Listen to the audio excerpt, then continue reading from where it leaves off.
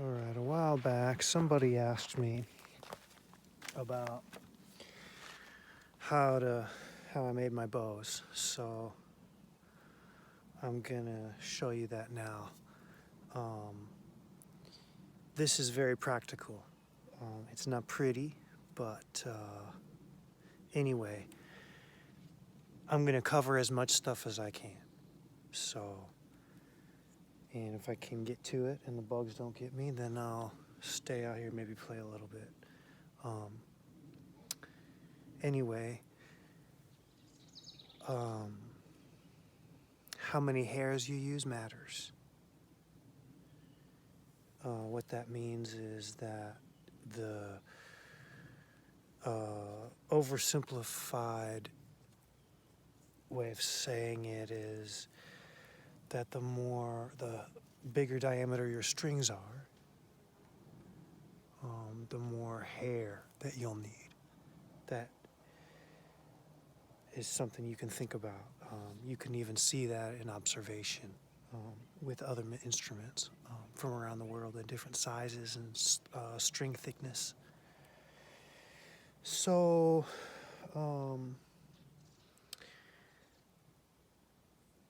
you don't want your bow to bounce, so you want it to be heavy enough that it doesn't bounce, but you want it to be light enough that you can use different techniques. So having a big bulky bow, you can just stroke back and forth. That might be all you can do. And something too light, you'll actually have to push hard, or it'll bounce around. So you don't really need a curve in a bow at all. It just depends on what kind of string tension you want. And I'm going to show you what I do and why I think this is a good idea. So I find a stick. This is like called deer brush around here. And I don't see any right now, but it's real hard, really hard. And it doesn't have that much flex in it at all. First thing I do is I find a piece and I clean it all off. And then I hold it and I look at it. Let's see if I can do it this way. And what I do, just imagine the hair's not here. I push against it like on the ground and I watch it bend. And with the exact direction that it bends in, I make a little pencil mark here. And that's the exact direction that I would drill a hole. You'll also see it's at an angle. So I took a drill.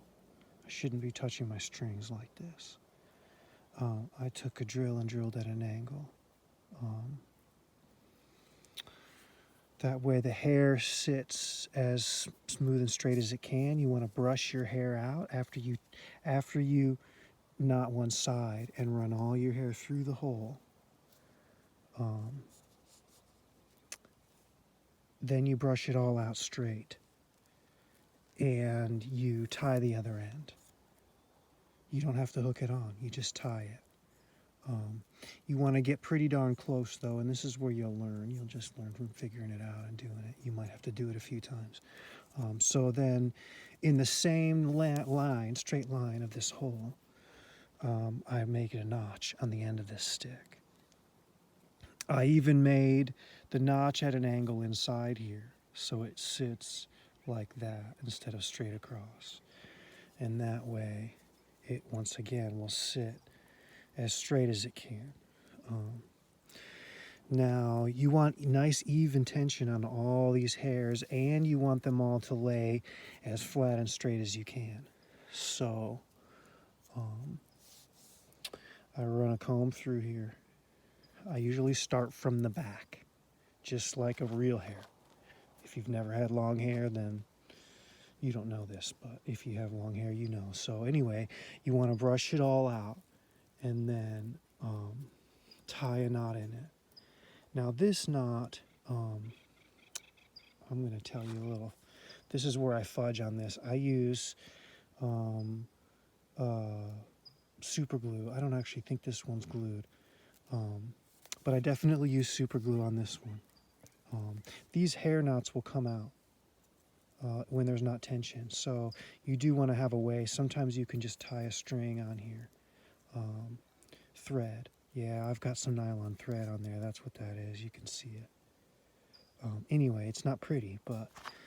and then this way, once there's a notch in here, then I tie my knot, I tie a string on here, and there is a little bit of glue. So, but it's not down here in the hair. It's in the back. This way I can actually snip this off and modify it if I need to, which I already did once. So then when I do the, I don't want to move this because I'm gonna, yeah. Then when I need to, I make sure that my hair is all in line, and I push on the bow, and I guide it in there. And then I hope that that came through. So now we're cinched on.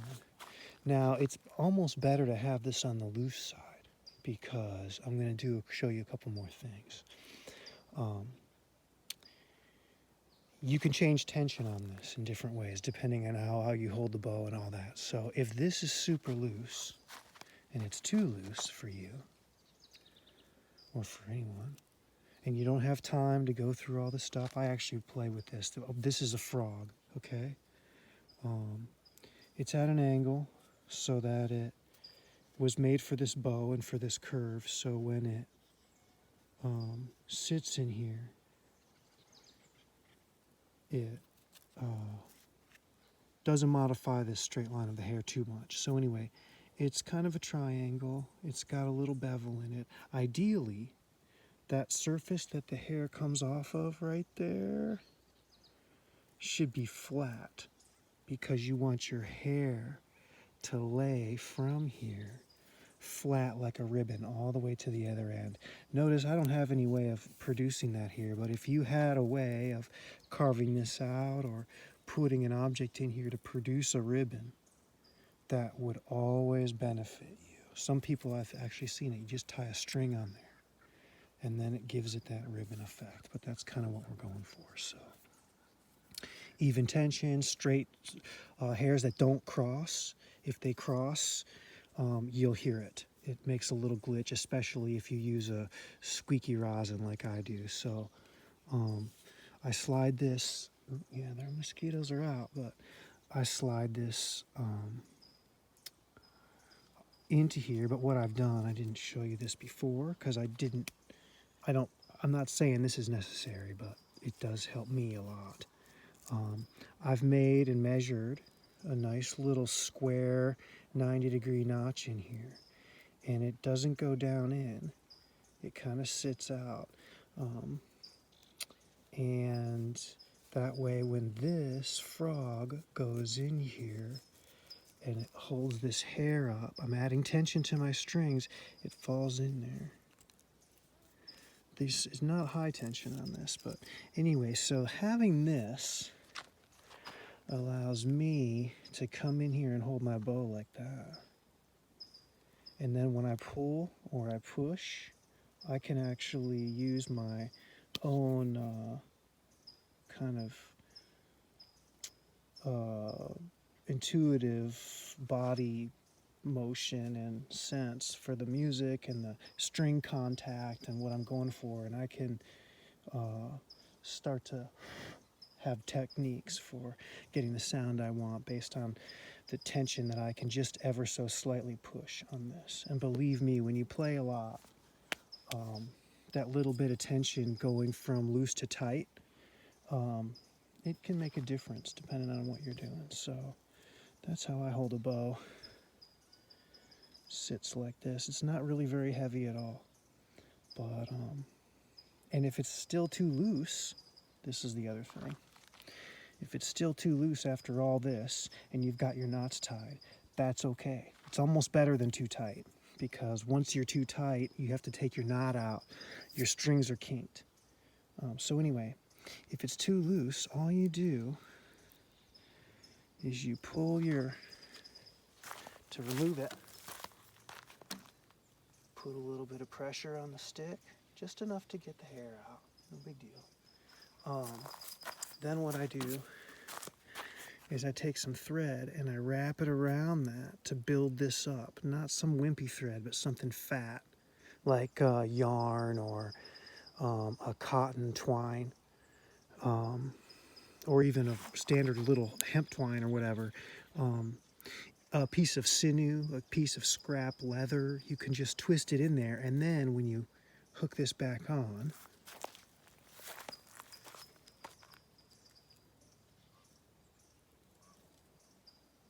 it's got a little more tension than it did before.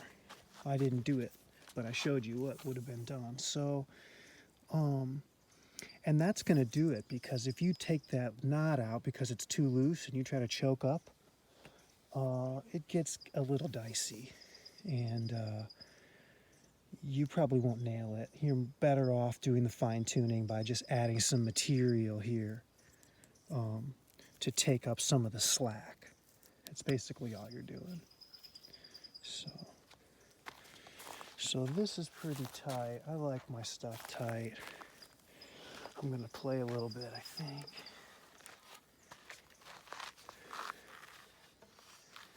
I'm trying a different camera angle today. See what's up with it. So I'm going to rosin up. Okay, this one I just finished. And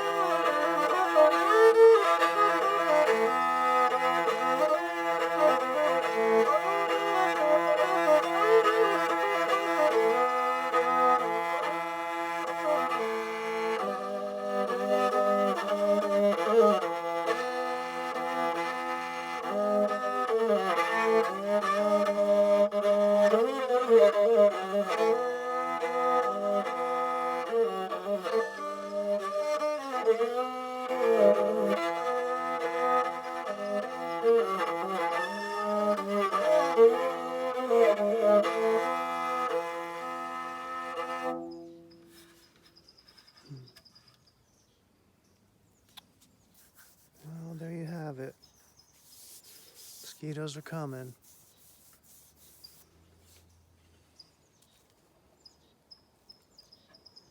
Oh, check this out.